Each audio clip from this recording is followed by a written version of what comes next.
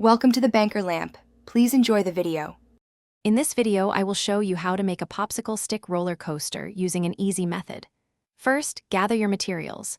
You'll need about 100 to 150 popsicle sticks, strong wood glue, and a small marble to test your track.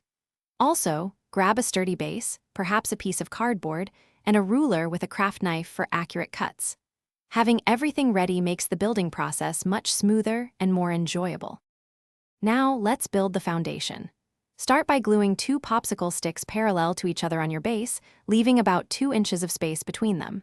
Then, attach shorter sticks perpendicularly every one, 5 inches to create a stable grid. This forms the initial support structure.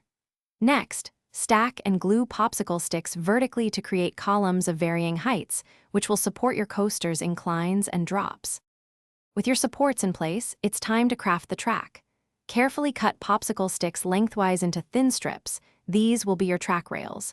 Glue 2 of these strips parallel to each other, leaving about 0.5 inches of space to form a track segment.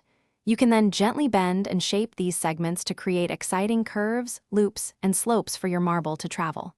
Patience here ensures a smooth ride. Finally, it's time for the exciting part, testing. Place your marble at the start and watch it go. Observe where it might slow down or get stuck.